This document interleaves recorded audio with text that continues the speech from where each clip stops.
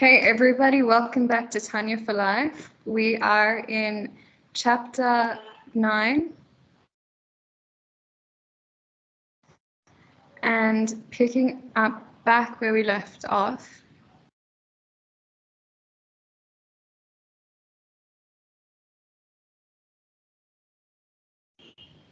I think we were here.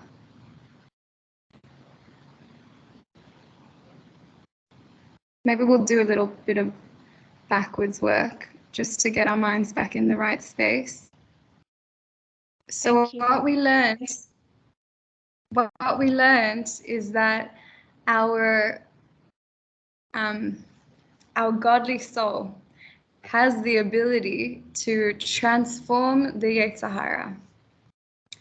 And we ended up last week talking about the unity within ourselves, that we must bring Yechidus to our own life, our own mind, our own body, our own urges, our, evil inclination or ordinary mundane inclinations, and our holy inclinations, our desires to do goodness and bring godliness. So we must make peace with everything that we are, because we can't get rid of anything. We can't actually see the Yetzer Hara or the animal soul within us as an enemy that has to be erased. Right?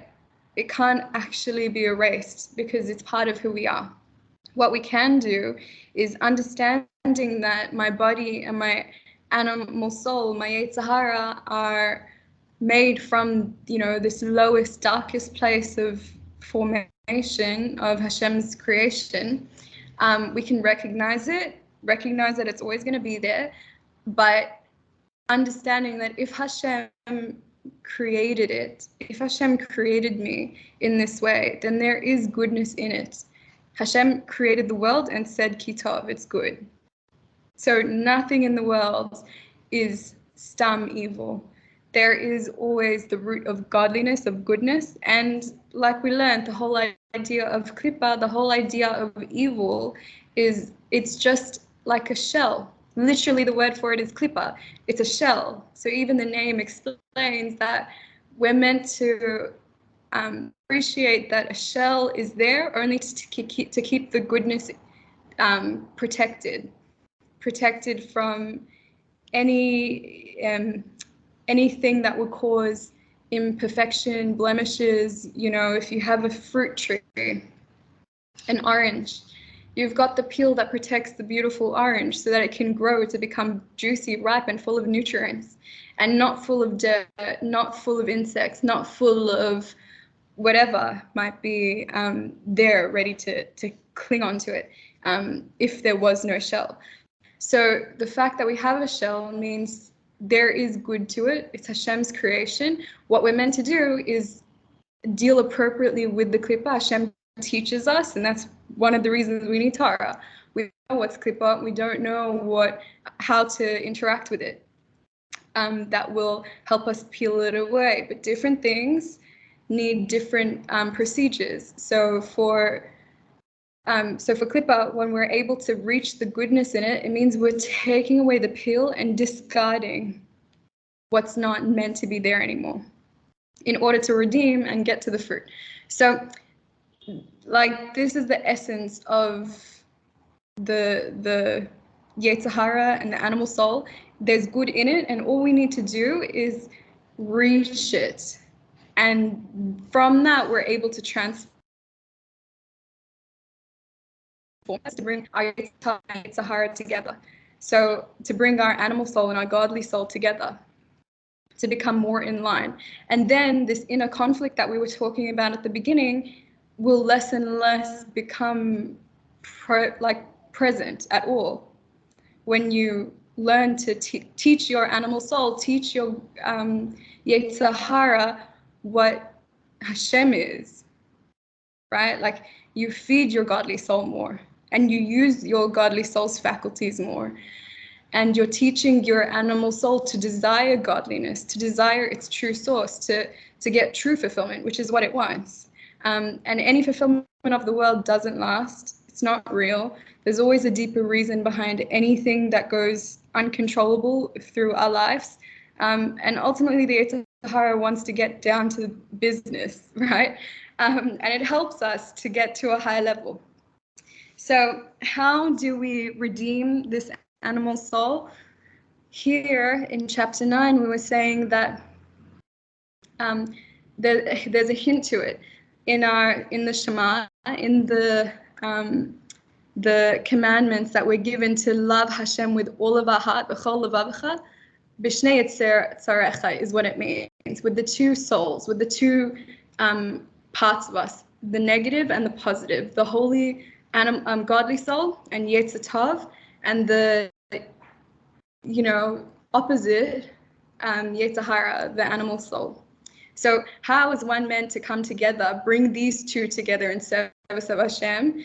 When a person reaches that level, that's when they're fulfilling this command that they say every day to remind themselves and to take on the ability to do it, right? Because every time you accept a mitzvah upon yourself, you're being endowed with those all the spiritual powers and acumen that you need to fulfill it. So Baruch Hashem, we do that 2 times a day. And that in itself is a gift that helps us to get here. And we were saying how we're meant to use our mind, use the faculties of our godly soul. Like our seichel, we'll be able to plant a seed inside our soul. And from that seed grows the Kedusha, grows this strength.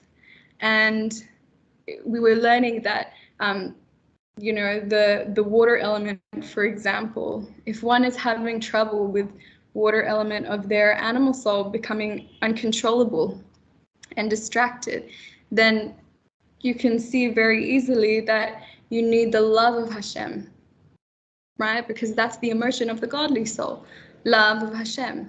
And the love of Hashem is the root of the water. So when you're using your mind to, we were talking about a word, cogitate,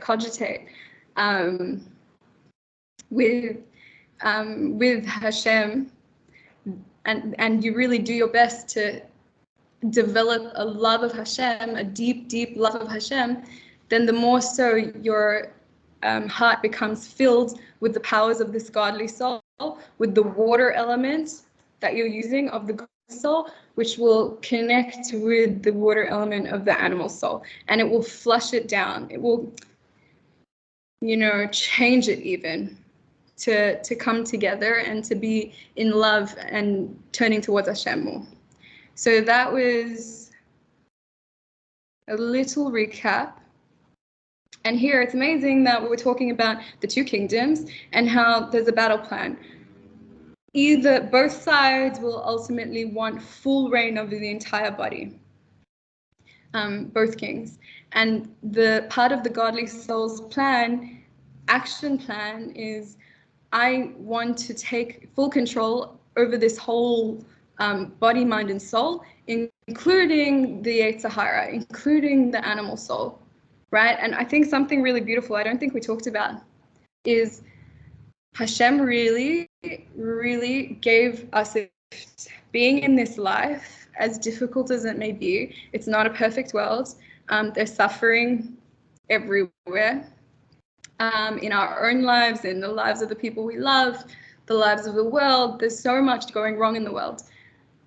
But Hashem gave us all a choice, and He gives it to us every day, that we can choose to come down into this world, or we can stay with Him.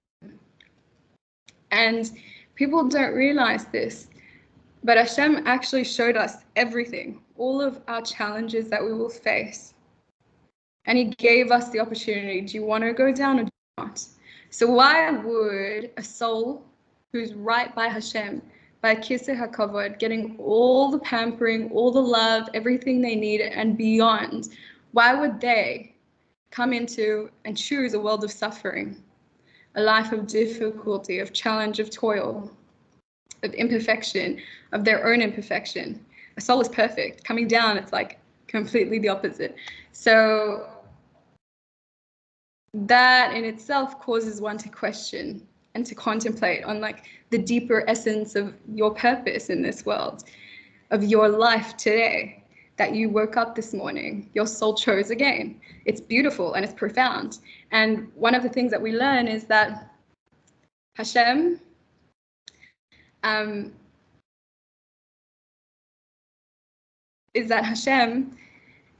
gave us the ability to choose to come down because we can gain so much more by being here.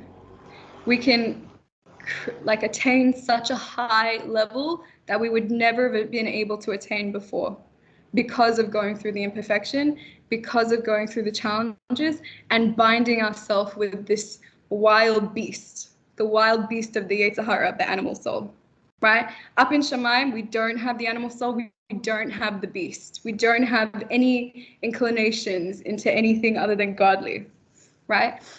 On that, already there's a difference in the level, because someone who's never had desires for evil or for anything opposite of godly, right? An average Joe, he's never going to feel such a connection with Hashem as someone who has been through the depths, let's say addiction or not able to control themselves, and they've really had to work on themselves in order to find meaning in what they're trying to live, right? In order to find connection, a higher power to trust in.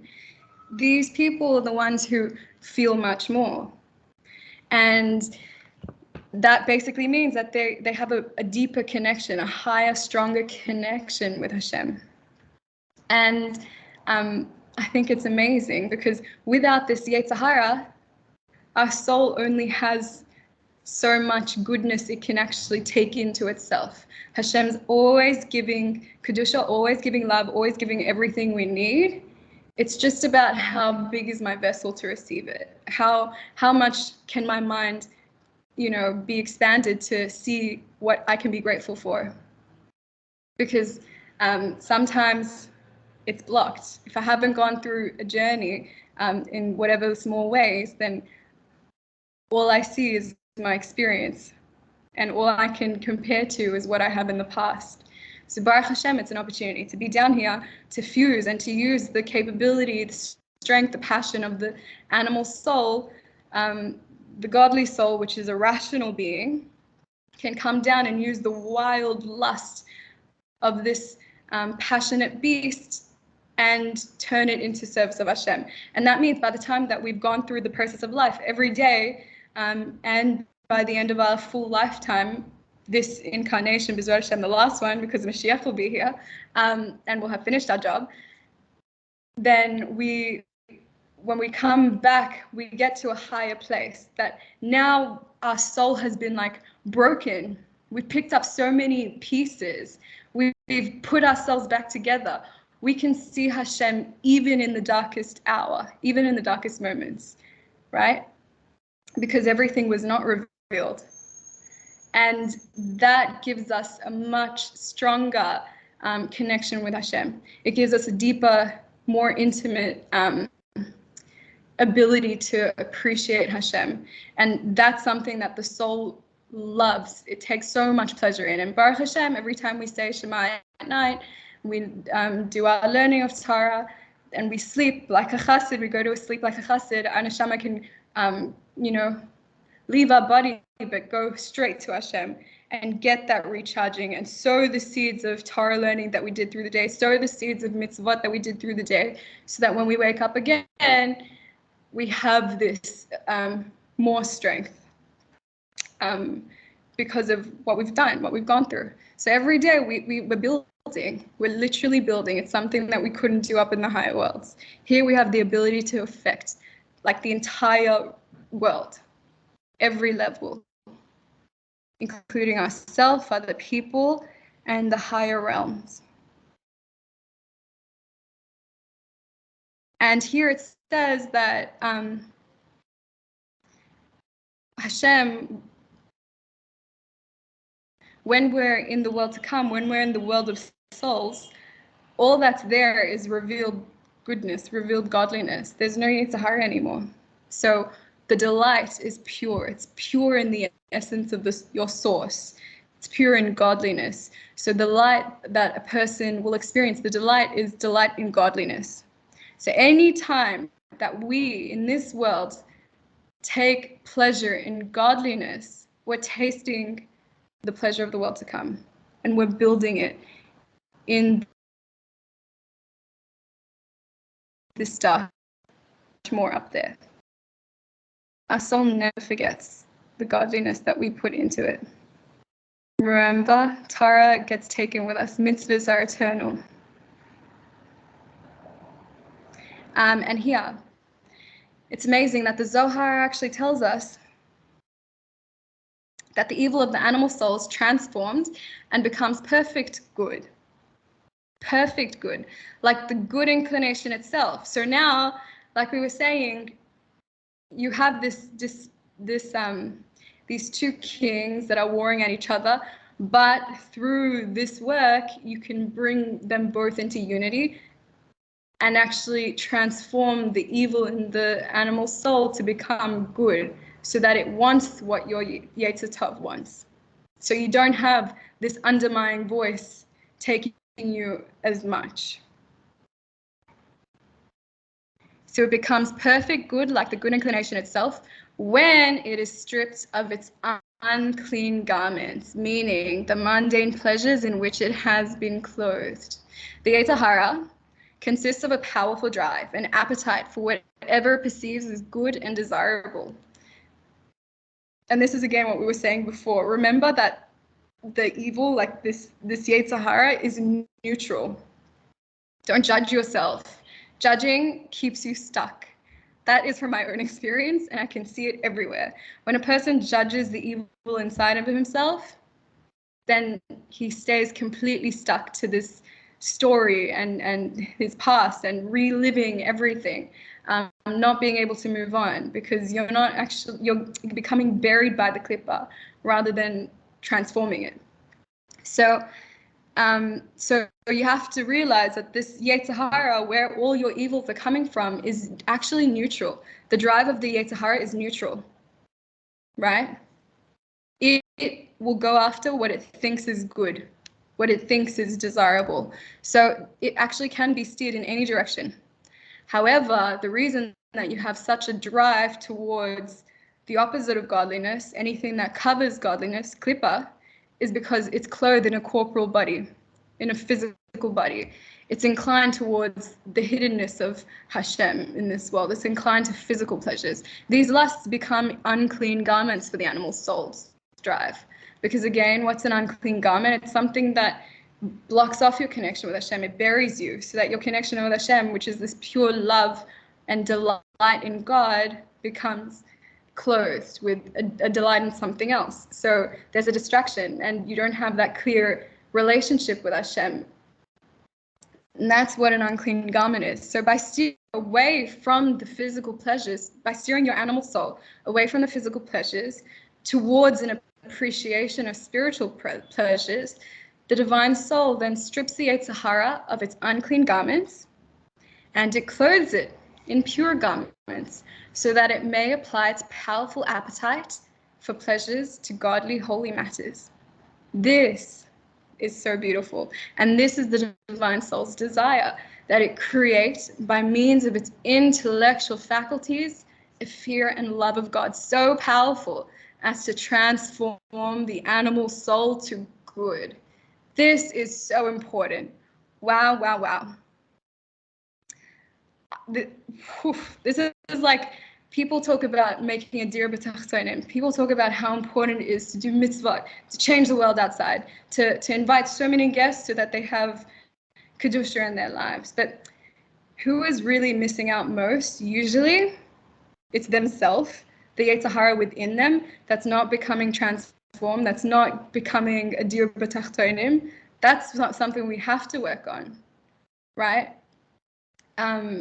And also our children, our family, our closest members within our inner circle. Those are the people who suffer most, because we're not working on our character traits. We're not working on making a Dirah Betachtonim in our relationships with them.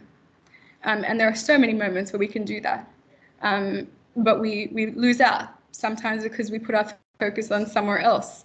But really, these are our first steps. We have to look at ourselves. We have to look at our relationships with other people. This is where the Dirah Betachtonim starts, and then it becomes much easier to share that with others.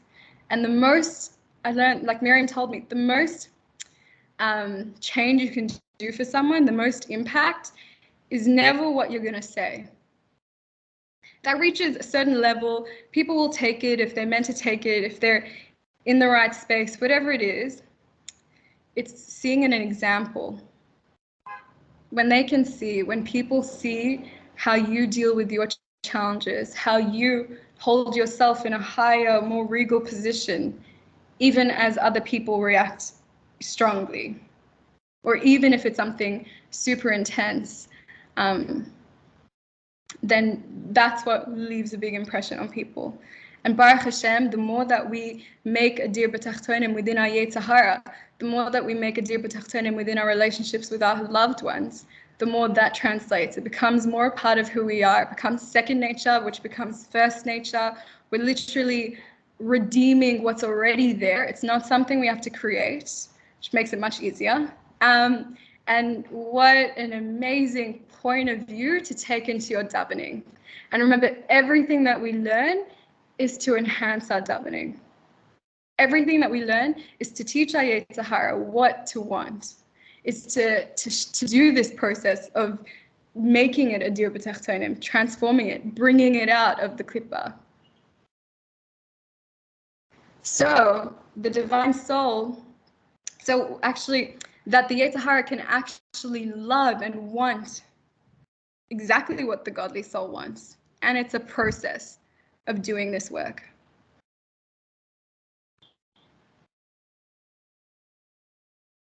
So the divine soul further desires that similarly all other emotions of the heart, which are offshoots of fear and love, be dedicated solely to Hashem. Thus far, the Alter Rebbe has discussed the divine soul's desire for dominion over the mind and heart. Now he goes on to speak of the other organs of the body. We did talk about this, so okay, but I can go over it now.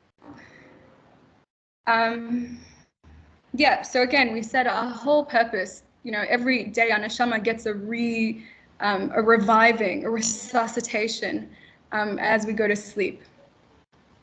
And we can start the day completely fresh.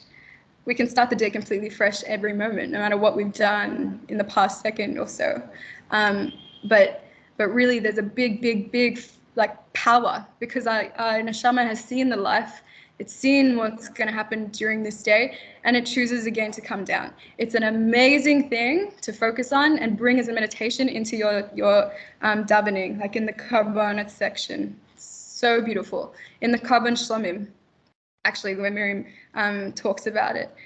And the idea is, when Hashem gave us the mitzvahs, one of the first, when he gave us the Torah, one of the first mitzvahs that he commanded us to do in the Midbar was to give the Karbon Shlomim. And what does that mean?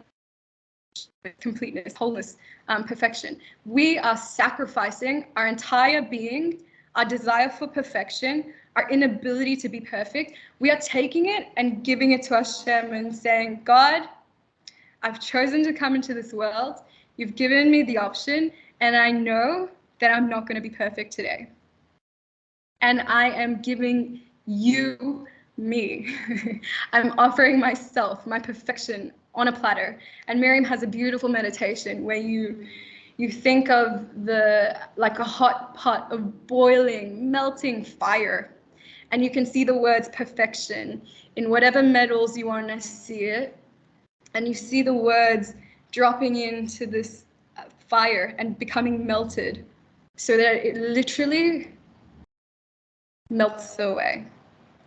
And now that you've given it to Hashem, this holy fire has accepted your carbon of your perfection for today. then you can breathe easy. Then your soul can come down into your body and be okay with not being okay.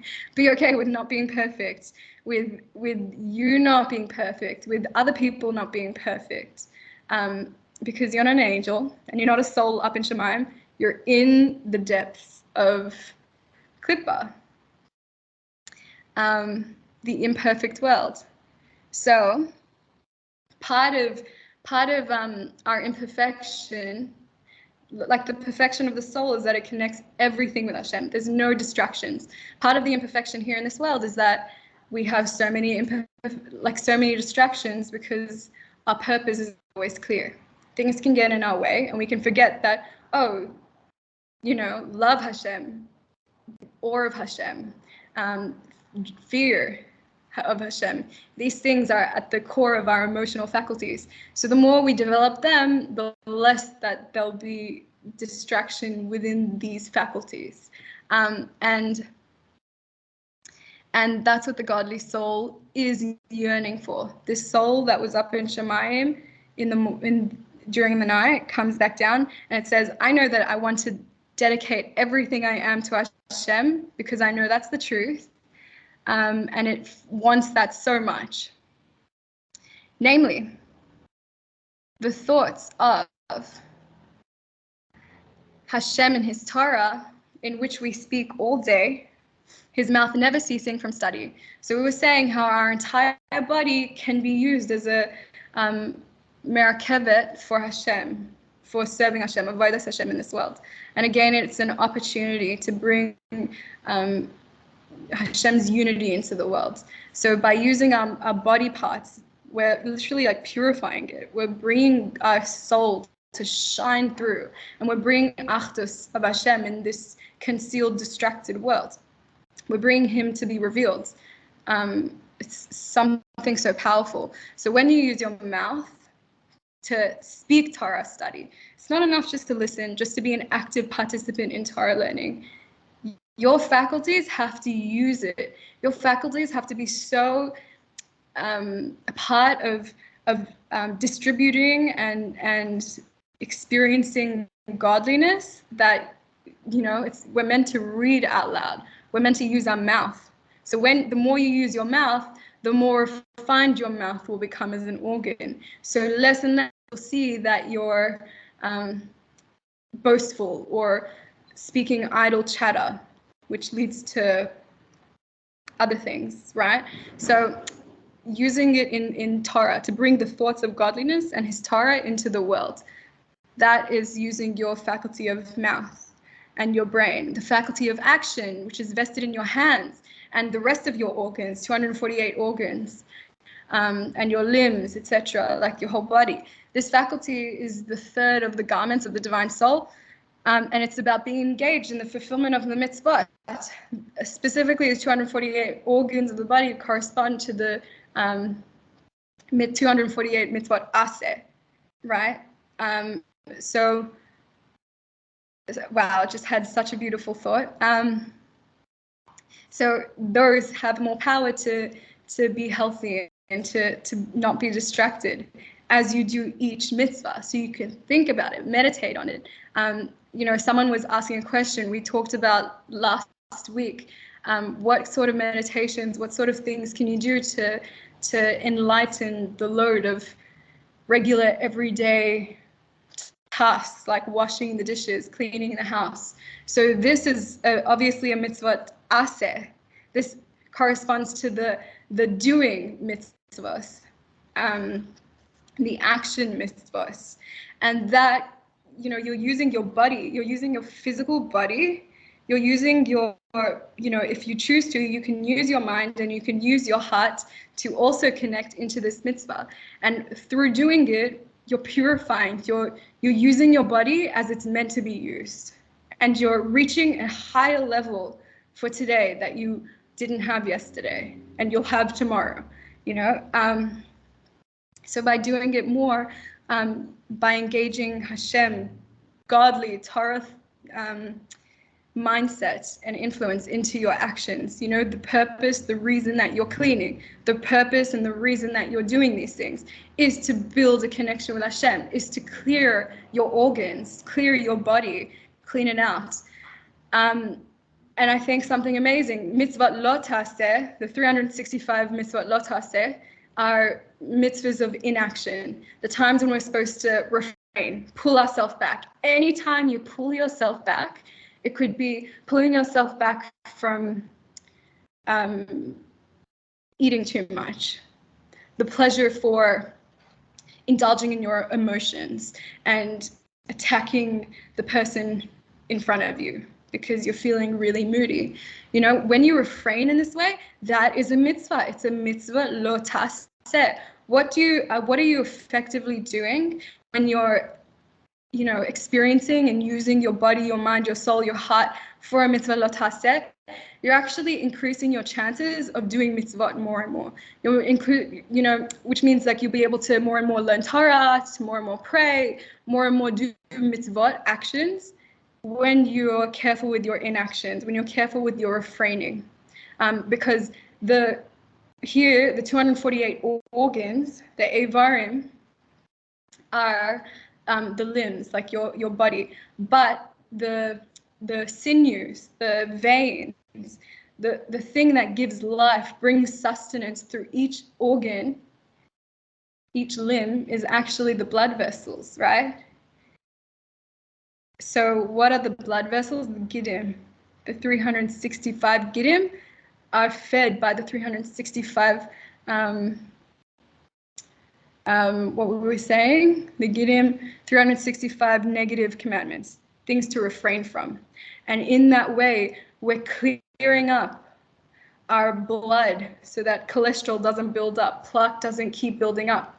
We're opening it up, opening up the veins so that sustenance can easily move through into organs, into actions.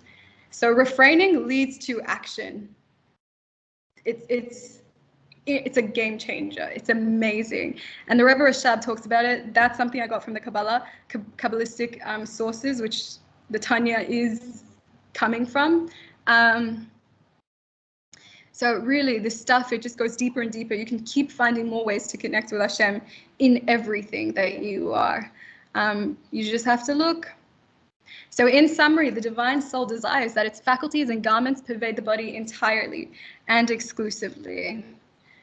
But the animal soul derived from Klippa desires the very opposite in its nature, like without being changed. And we said why? Because it's put into this world where Hashem is not revealed. There's so many distractions, so the body falls into the distractions, the klippot, and it buries itself more and more, that it can't, it's not easy to do Mitzvot Ta'aseh. It's not easy to clean the house. It's not easy to be kind to the other because they're not, their veins are not clean. There's not a clear connection, right? So they're not refraining from anything. They're not keeping the Mitzvot Lo Ta'aseh, so they're not able to keep the Mitzvot Ta'aseh. But so it desires that the body be pervaded with this animal soul's faculties, with the animal soul's thoughts, speech, and action. But the animal soul desires this for man's benefit. In, taking it a step further, there's even more beautiful, holy, pure Torah that's, behind more of the reason that the animal soul desires the opposite of godliness. And why does it make it so hard for me? Because it's for man's benefit.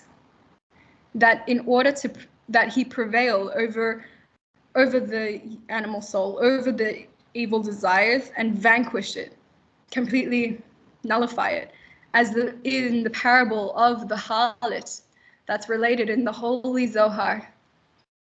I actually really love this parable. The parable is, we have a king, and he desires to test the moral strength of his only son, which will take over the kingdom. And he has a most charming and clever woman brought before him. He explains to her the purpose of her being here. He wants to test his son. his moral standards. So he orders her to exert every effort to seduce the crown prince. And remember, this boy grew up with the best teachings, the best, everything he ever needed. And he was taught in the best education, close to the king, and the king's wisdom. And so now, before he takes the crown, he has to get tested to see if he can withstand, if he's ready to take over the kingdom. So for the test to be valid, the supposed harlot had to use all of her charms and guile without betraying her mission in the slightest way. Any imperfection on her part would mean disobedience and the failure of her mission. So she had to be all in. She couldn't say to the prince, look, why don't you not fall for this? There's something better. Don't fall for what I'm saying. There's something better behind it. Just wait. She can't do that at all. Even if she doesn't say that the king is telling me to do this to test you, she can't say that, but she can't even hint to him to change his ways at all, right? So this is her mission, and she goes in full. Any imperfection on her part would mean disobedience and failure of her own mission. However, while she uses all of her seductive powers, she inwardly desires that the prince will not succumb to anything and will stay strong. So too is it in our case. The Klippa itself desires that man overcome it and not permit himself to be led astray. The entire stratagem is solely for man's benefit. Mind blown. It's so beautiful. Every time I connect with that story and let my mind really appreciate it, it's amazing. I can really find myself in it, and I'm sure if you take the time more and more, you can pick it apart and connect so many different parts of yourself with it to become more yechidus with Hashem, to bring Hashem more into your thinking process, into your moments of difficulty, into your challenges, and use your faculties, your thoughts, your speech, your action, your limbs, clean your sinews by refraining more and more, knowing that, the Yetzer Hara, which is what's pulling me in, just wants me to get further, to refrain more, and to learn more Torah about this difficulty so that I can be channeled and directed in the right way to bring Hashem's light rather than run away from the difficulty or go straight into it and completely lose everything for the time being until I do tshuva and find myself, etc., etc. But I really, really love that. And again, it's compared to the fruit, the orange, that the orange is there to protect it. The klippa is a layer protecting the absolutely holy, incredibly holy kedusha that's there. If there was no kedusha around it, if there was no, fencing around it, klippa, shell around it, then it wouldn't be as good as it is. The fact that it's so covered means that it's so coveted. It's something really that's worthwhile. So no matter what we're experiencing, what we may ever experience, there's always so much goodness within. And the more we use our mind to process and think in this way, not only are we changing the physical brain structure to make our brain, 3 to 4 times faster in the rational perspective that we can think before we react, but also we're changing the influence of our animal soul, of our spirit, that the animal soul becomes transformed in itself. And we cannot do that without the Torah. Cannot do it without the Torah. So, and again, to remember, the Torah is the food. More than any mitzvah, Torah is the only thing that goes within the soul and feeds it. And there are psukim from our scriptures that connect Hashem with giving sustenance to our soul, to our spirit, to ourselves. And that is Torah. So we really need Torah. It's such a gift. Hashem is so kind to us. I really encourage everybody to do more time to connect with themselves more and more with this knowledge of acceptance of my imperfection, the fact that I'm not 100% okay, he's not 100% okay, she's not 100% okay. That's okay. Only angels are okay. And that's a quote from Miriam. Let's get back to a question and then we'll do a meditation.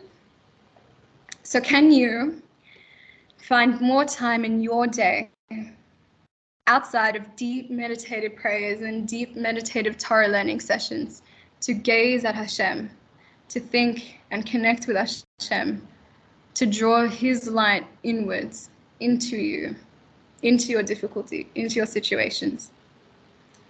Perhaps while you're taking a walk, when you are put on hold on the phone, when you get a parking space, or when you're having a real difficulty, a real midah issue, that you feel this bitterness in your heart, can you use that as a reference point to look into it, to find Hashem within it, to find Torah that can shed light on it for you, so that you can walk through it, connecting with the goodness inside of it?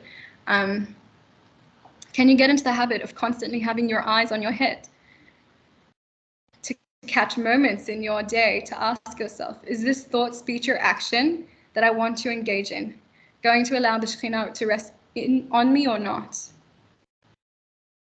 What can I do to exercise my body, my mind, and my soul in the Mitzvot Lo Ta'aseh to refrain in any way? And what can I do to do a Mitzvah Ta'aseh to feed my soul, my body, in things that are good? Okay.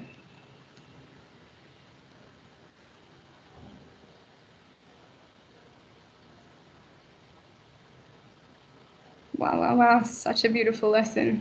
And that brings us to the end of chapter 9. So with gratefulness, let's take a meditation, really give our body a chance to let go, to get a resuscitation, a reunification with our soul, with our godly soul. As you close your eyes, breathing out any tension, breathing out any distractions, any difficulties, blocking the divine connection. Wow, just noticing what those things might be within your day, something you've been having consistent problems with. Just bringing it to your attention and giving yourself the acceptance to let it go. Let the tension go in your mind, in the grooves of your mind, and in all the tissues of your body.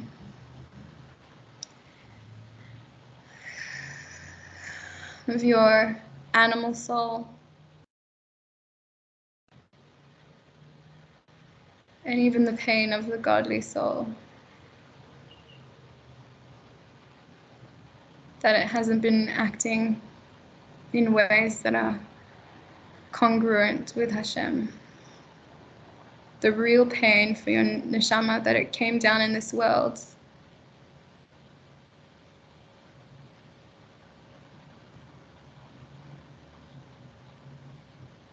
and can see so much suffering, and even itself be subject to the wiles of the body. To really feel compassion for yourself, compassion for your Yetzer Hara, that it's such a holy, holy being. What a purpose Hashem gave it. And it's neutral. And yet it can be so pulled into distraction, away from its true desire and goal.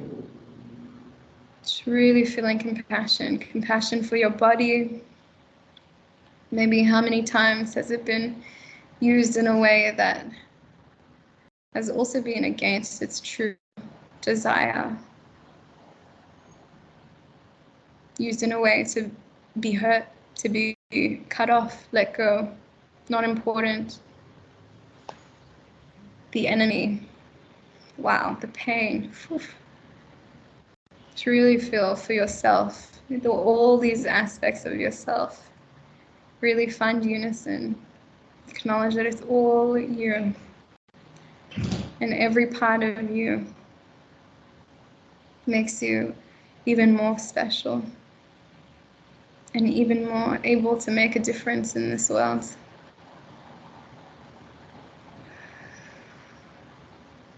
So breathing in and out, letting go of all the tension throughout your entire body, all your organs, all your veins, the physical ones and the spiritual ones that are within. The actions, the thought, the feelings.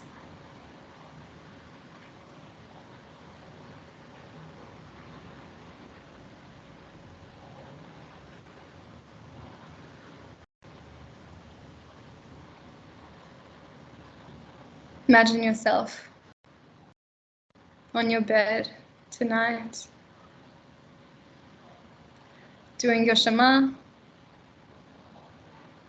carefully saying these words with such gratitude that you can pronounce them, that you can spend your time slowly, deeply meditating, connecting what we're learning now to it. Learn a little bit of Torah, maybe a holy hashkafa book, maybe revise what we've learned today. And see yourself falling asleep.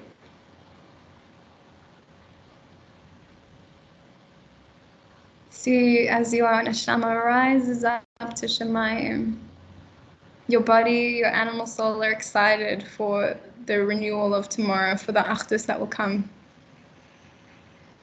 Because you'll be a bigger soul, more fortified with the mitzvot of the day, with the Torah learning of the day. And see as you connect with Hashem and Shemayim in this pure delight of godliness, and you take the seeds coming out of your pocket, and you see, this is the seed of when I learned Torah in the Tanya class, and we talked about it, we went back and forth. These are the seeds of my Torah learning. These are the seeds of my davening this day. 2, 3, 1, how many times a day I prayed today. There's a seed for each one of them.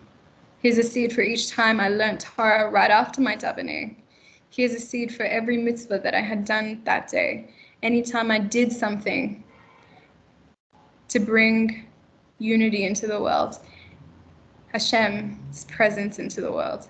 Anytime I did something to refrain, anytime I refrained from doing something the opposite of bringing unity, refraining from distractions. These are the mitzvot. Mitzvot Ta'aseh, Mitzvah Lo Ta'aseh. How many seeds do I have? And imagine as your soul excitedly, with such joy, wow, plants each and every seed beautifully, recognizing all of this good that today I was able to grow, to build, to reach a higher connection of godliness, to accept more. So now, planting it, imagine as you have everything you need, as you stay up there while you're sleeping, your soul is happy, it's getting pampered, all the love, all the affirmations, everything. It's like a resuscitation, a spa. You get everything you need and more with this absolute delight in godliness. Being connected with someone who loves you, is yearning for you with deep, deep yearning, Hashem. Wow, that he gets to pamper you. And now, see yourself as you wake up in the morning. Your soul is waiting to be reconnected with you. Your soul, as you do your davening, can see all of the issues, the difficulties, all the distractions that you will come across today. And as you say the words of the karbanos, of the karbon shlamim, you remember the soul. You see your soul up in Shamayim, looking down at you, the body, the animal soul, with excitement. Then I'm going to bring more seeds today. And I'm going to plant them. And I'm going to take the extra strength of the animal soul to reach even closer to God for the next day. And you willingly sacrifice perfection. In those words, you see perfection. You see the boiling hot pot, cauldron of fire, holy, holy fire in the middle of the midbar. And your godly soul, with such excitement, chooses to come down again. Excitement to return, but also the feeling of disappointment of leaving the cradle of God. Now coming down, you see your perfections being given away, the perfection of your body and your animal soul. Your godly soul is coming into what it knows, accepting the imperfection. It's not an angel, it's not just an neshama anymore. It's entering this realm, and it will pick up and it will do more and more to be able to plant and get higher and higher for the next night. So really coming back to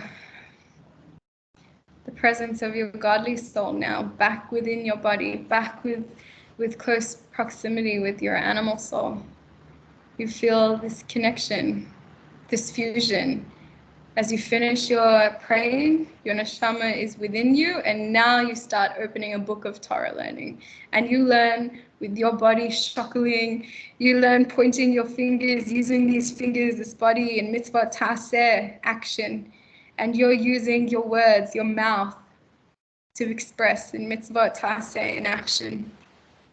And you're really thinking, I'm using more and more of my body to be a vessel for Hashem, for godly light, without distraction. And you feel the change in your body. You feel the strength of being a unified being. You feel the desire of the animal soul as you contemplate and meditate more and more on godliness, on the purpose, on your reason why you're doing these things. Transforming the animal soul, reaching the Kedusha within. Realigning yourself. Wow, what achdus, what perfection, nothing can compare. And then you face the world. After doing this, then you face the world, then you face your loved ones. With refinements, without the pain, without the constrictions of the negative perspectives, no matter what. You have this strength within yourself.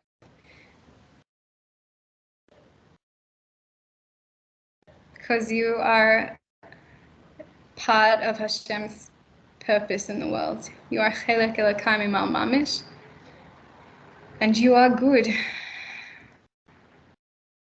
So I invite everybody to open up their eyes, and we'll keep recording so we can share.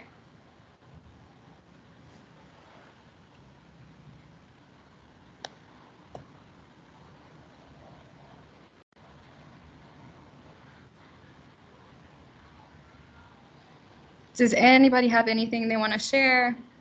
Any thoughts, resonance?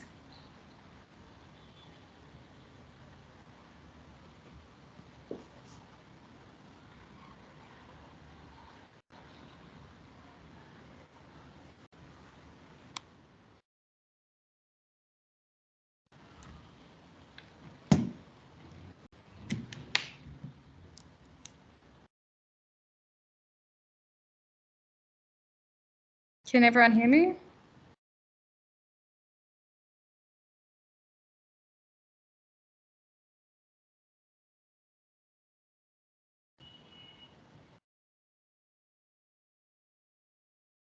Okay, then we might just stop the recording here. Thanks everyone for joining us.